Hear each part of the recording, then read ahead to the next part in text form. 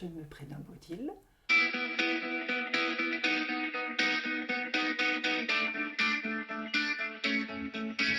Je suis une fille, peut-être une femme, oui, entre deux âges, grisonnante volontairement.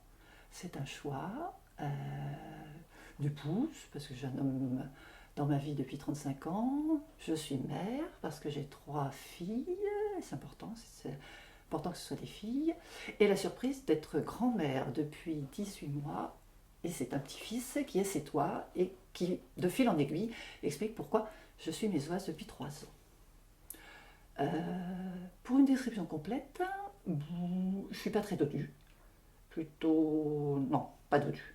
Je ne suis pas dodue, fausse sportive et une marcheuse. Voilà. Ouais, je suis marcheuse. Je suis d'abord une marcheuse. Je suis une raisonneuse. Je suis une raisonneuse. J'ai besoin de donner du sens aux choses, même les choses. Alors bon, les choses matérielles, les choses pratiques, mais y compris quand ça. Enfin, oui, j'ai besoin de donner une signification aux choses et des correspondances. J'aime bien trouver des correspondances. Euh, et oui. Et puis après, mon homme vous dira que j'aime bien avoir raison.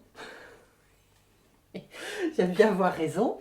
J'admets que, ayant raison, les autres n'ont pas forcément tort, parce qu'il peut y avoir plusieurs prismes sur une même réalité. Mais quand mon raisonnement consiste à défendre une conviction à laquelle je suis attachée, je peux être pénible. Oui, je peux être pénible. Enfin, si j'ai raison, voilà. Je suis du signe du Sagittaire. Donc né en hiver, enfin bon voilà, et c'est certainement pas neutre, mais le Sagittaire dans le dessin, c'est une bête à 4 pattes, qui a 4 pattes qui sont bien ancrées dans la terre, donc c'est quelqu'un qui, voilà, c'est un être fabuleux d'ailleurs, mais qui est bien ancré dans les réalités terrestres, avec un corps de cheval, et donc il y a tout à la fois la majesté, la force, certainement la rapidité. Et puis c'est un buste d'homme, d'ailleurs. Enfin bon, pour moi, peu importe que ce soit un homme, mais en tout cas c'est un être humain. Et il a un arc tendu avec une flèche, et donc c'est quelqu'un qui est ancré, mais qui est peut-être raisonneuse, mais qui a néanmoins un objectif et qui est sûr d'atteindre son objectif, hein, et qui a une finalité. Il est là, voilà, il y a un projet, il y a une ambition saine, et il y a un objectif, qui a du sens. Peut-être la bienveillance, le souci de la bienveillance en tout cas. Euh, et puis, euh,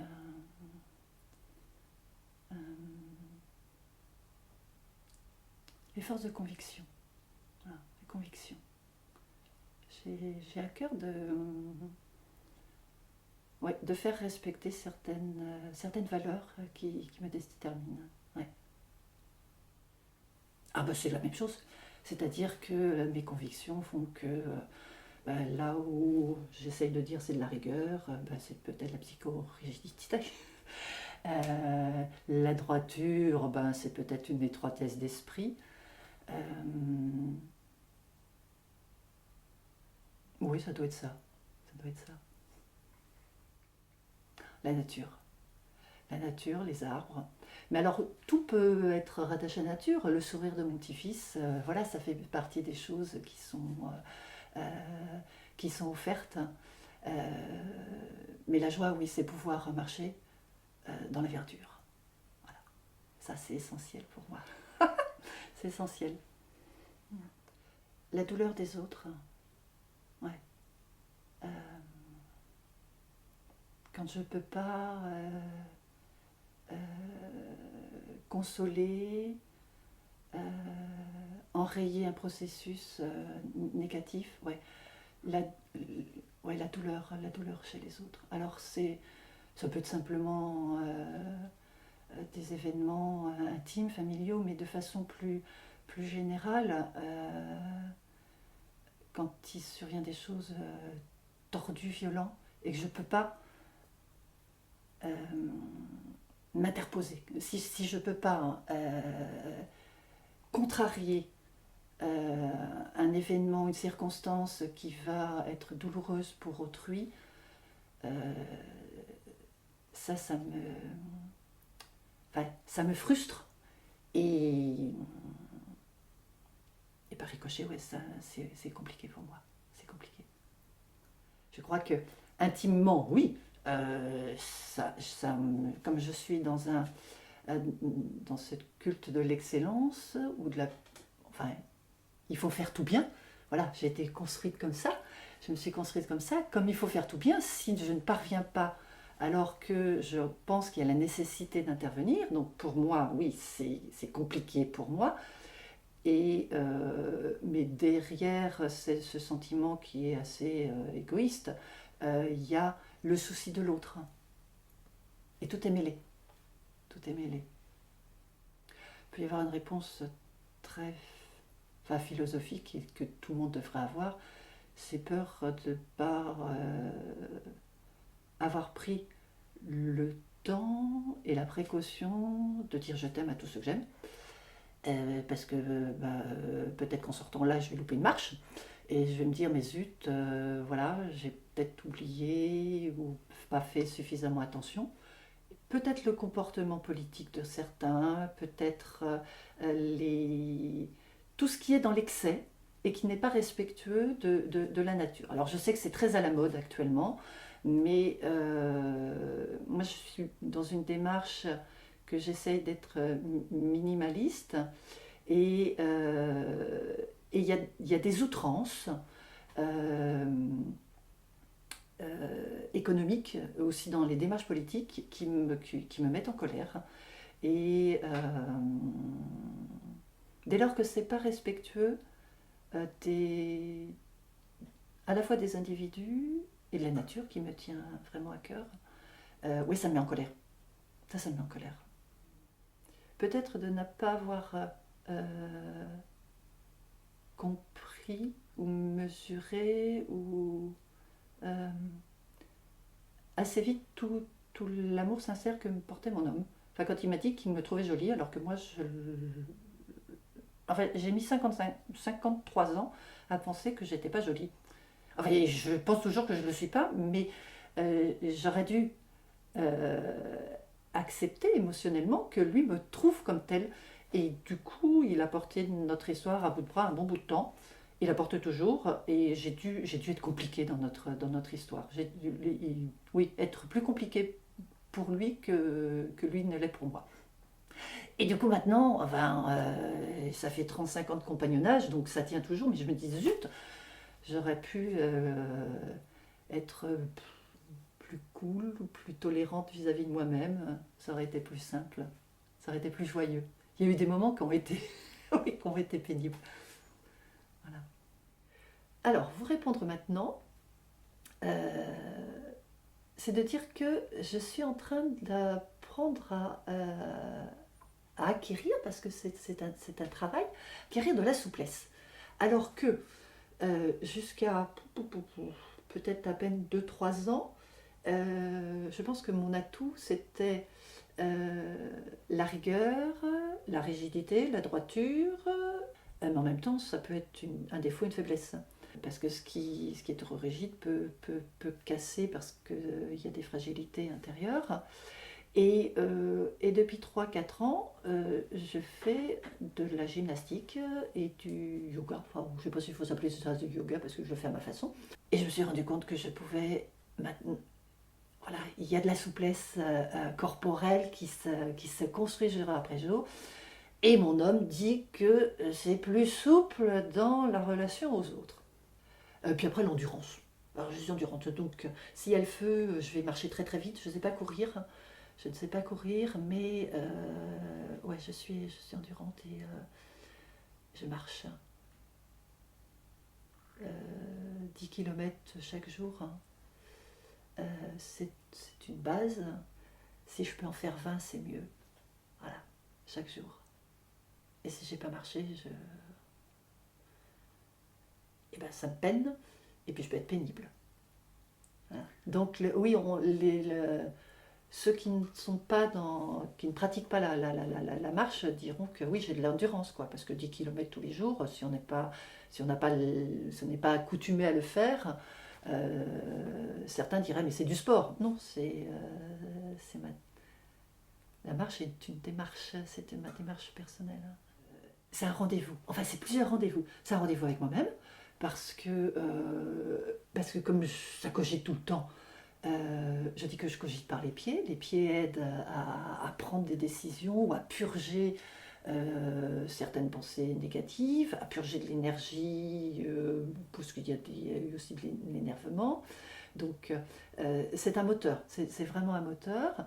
Les meilleures idées, les meilleures décisions, enfin toutes, d'ailleurs, les bonnes ou pas bonnes, mais toutes mes décisions, je les ai prises en marchant, toutes les idées, toutes les nouvelles orientations, j'ai pris comme ça. Et puis en même temps, c'est un rendez-vous avec la nature, parce que j'aime marcher dans la nature.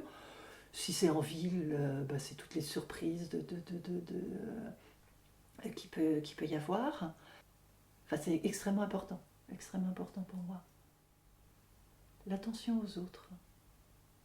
L'attention aux autres. Alors, c'est un atout dans les relations, mais ça peut être un point de faiblesse, parce que quand on fait attention aux autres, on oublie de faire attention à soi-même, parfois. Et ça n'empêche pas d'être perçu comme égoïste. Ouais, ça n'empêche pas. Mais oui, je crois que cette capacité à être attentif aux autres, ouais. Ouais. Et pour moi, c'est important. C'est important.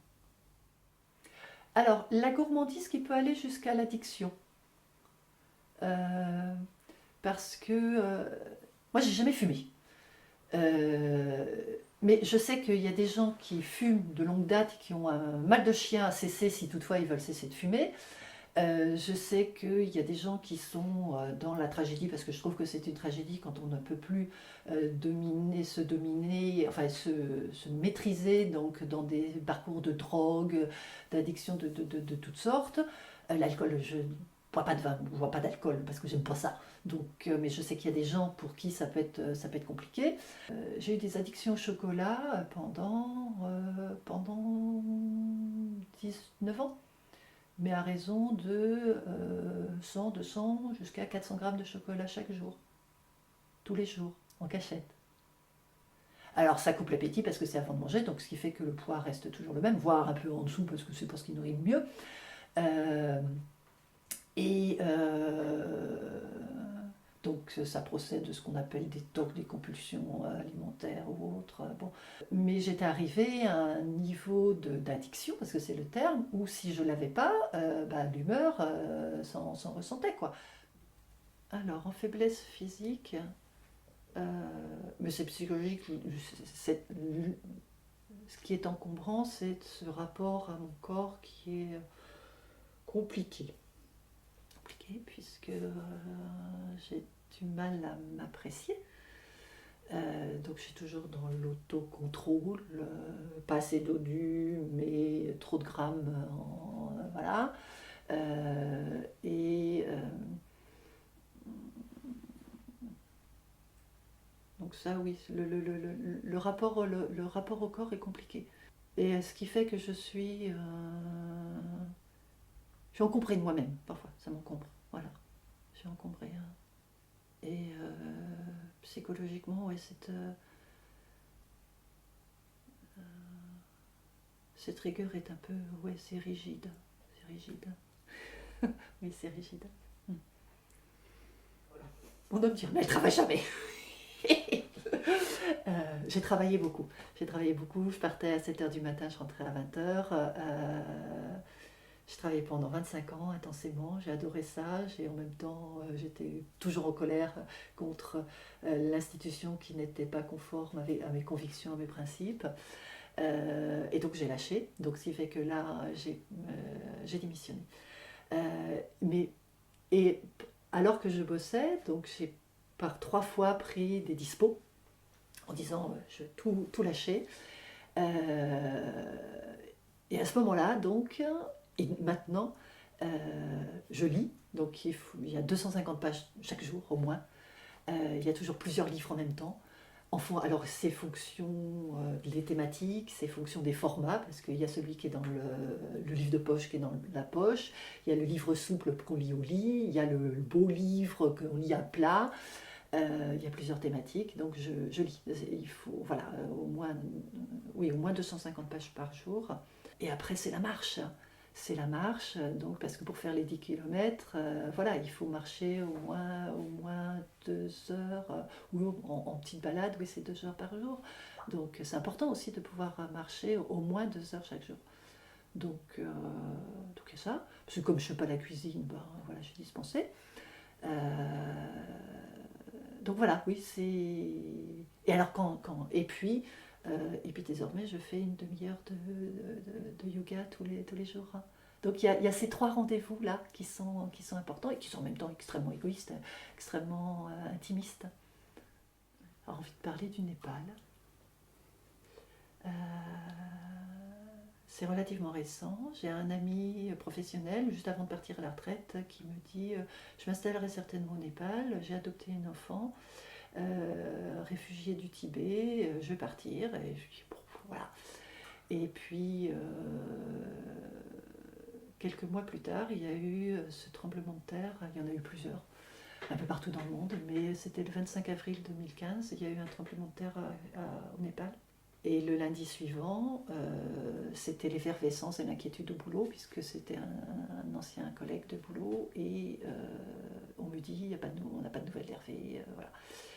Et donc là, je comprends qu'il était là-bas, et dès qu'on a eu l'information qu'il était vivant, survivant, via les réseaux, quand il y avait du réseau, il m'explique qu'il a fondé un petit orphelinat là-bas, qui sont tous survivants, mais qui sont sous la tente et qu'ils vont avoir besoin d'argent. Donc j'aide à collecter de l'argent au Palais de Justice de Paris où je bosse. On envoie des sous et puis moi je me dis je ne peux pas faire que ça. Donc je casse un bout de matière lire, j'envoie de l'argent. Et, et en fait, il me dit mais on ne peut pas en rester là, tu as beaucoup aidé, le premier enfant qu'on pourra recevoir dans le home à la suite du tremblement de terre, je souhaiterais que tu deviennes la marraine. Et alors là, voilà, c'est une émotion qui monte et de se dire, mais bon, voilà, collecter de l'argent, c'est pas compliqué. Enfin, je me sentais efficace. Je ne me voyais pas dire non, quoi, parce qu'en même temps, je prenais des nouvelles et j'étais sincèrement euh, anxieuse, attentive à pouvoir aider. Et donc, il est accueilli un enfant, on m'envoie une photo, et je vois la photo de cet enfant, et je dis à mon homme, bon bah voilà, il y en a une qui est sortie du nid, et le voilà. Et donc Sushi maintenant a 15 ans, et j'y vais aussi régulièrement que possible. Voilà. Et de fil en aiguille, je suis devenue vice-présidente de l'association, et, ça m'occupe beaucoup, quoi. Ouais. Et c'est à la fois hyper intéressant, ça bougeait beaucoup de choses. Enfin, ça aide à prendre les bonnes décisions, quoi. Et donc j'ai démissionné. J'ai démissionné de mon boulot. Hein. Et puis, je, ouais, je donne de mon temps là-bas au Népal. L'association s'appelle BNT, B pour Bourgogne, parce que les fondateurs, Hervé, que j'ai évoqué, est originaire de la Bourgogne, B, Bourgogne, N pour Népal, T pour Tibet. L'affection que les gens se portent. Alors les valeurs marchandes, moi ça ne me... Je dirais que j'aurais peut-être même une réticence. Non, parce que l'argent peut être honorable, et puis c'est un procédé d'échange entre les uns et les autres, mais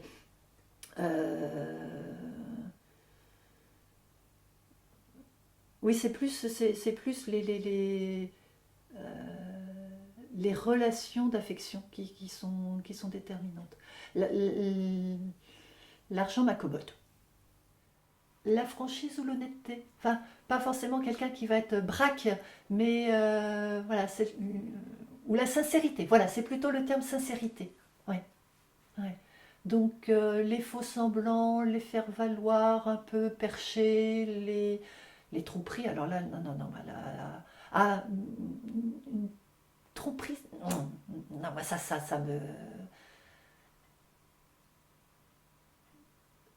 va pas, c'est pas possible. Alors, en tout cas, la violence.